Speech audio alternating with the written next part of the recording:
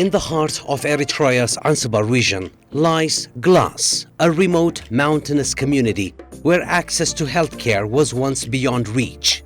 Here, Ms. Lydia Zigomo, UNFPA's Regional Director for East and Southern Africa, arrived on a fact-finding mission, part of the Global Steering Committee to end female genital mutilation.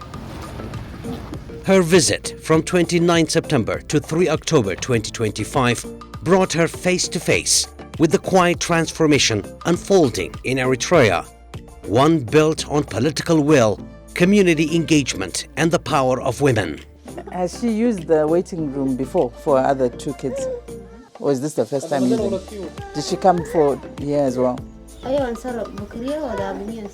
At the Glass Health Station, she saw how maternity waiting homes are changing lives for women who once walked hours, even days, to give birth safely. These homes now offer comfort, care, and hope. These are technical staff at the level of nurses, not even doctors, but they're able to provide a very good service to the community in the surrounding areas. As you can see in the area, it's quite mountainous. So, and the population is not dense. The density of population is very low. So you have women who have to travel many miles to get to a health facility. And so these waiting rooms, I think, are a very good innovation in terms of providing a place where those who are coming from a long distance can be looked after as they come near to their delivery date. The results are visible. Fewer women die giving birth. Now new challenges remain. The reasons why many women were still dying giving birth was due to distance and accessibility of services. So the more we can intervene to reduce that aspect, the more women will not die. So these women are not dying. They're managing to have their children and have them safely.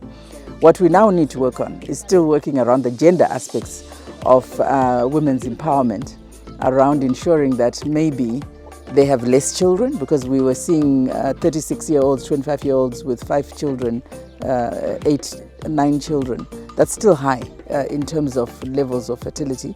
And it also inhibits the ability of these women to be economically productive for and on behalf of their own families.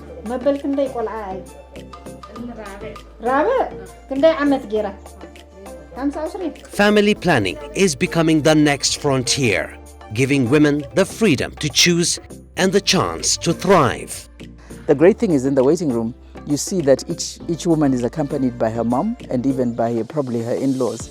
So how do we intervene with those women to also ensure they're getting the right messages, because they are the custodians of culture in their families, and they have a lot to say about whether these younger women can delay having their first child and can also space their children better and have less children. So I think also looking at the waiting rooms and the clinics and the visits for antenatal, etc., and even after delivery, where the women are accompanied by older female members of their families, as opportunities to speak not to just the patient, but to these other women who in this society play a very key role in what happens around reproductive health.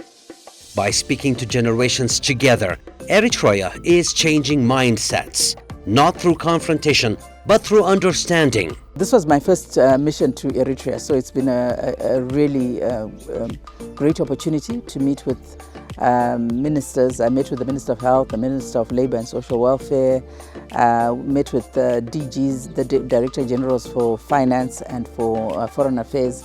And I think what has been useful in all those meetings is having an understanding of where the government vision is for its own development and for its own people. In the struggle for the independence of the country, where again women raise the issues of harmful practices, and the freedom fighters saw that as part of the empowerment of women in this country, and made that a particular area of focus.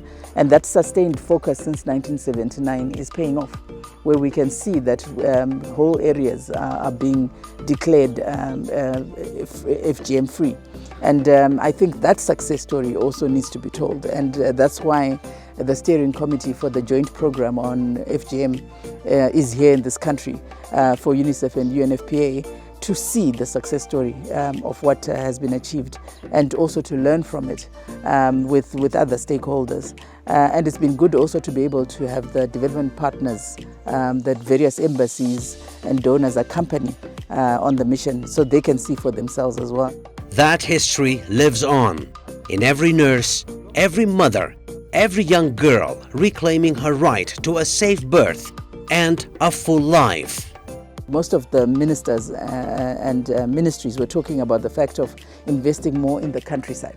And that's very true, and that's why we're here today, because the countryside is where it's still difficult to access all the services that are required, and where government is seeking to have its development partners, those of us in the UN and others, concentrate efforts to work with the government to ensure that every woman and every girl not only can realize their rights to reproductive health, but can choose when and how often to have children.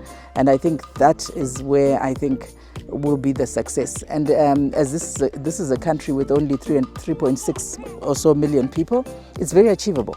So I think just as Eritrea achieved the MDGs in 2015, it's very much on track, and it's very possible that it could achieve the Sustainable Development Goals. Eritrea's story is one of conviction. It is a story of women who are shaping their destiny, and of partners like UNFPA walking beside them on the road to a future where every birth is safe, every choice respected, and every woman empowered.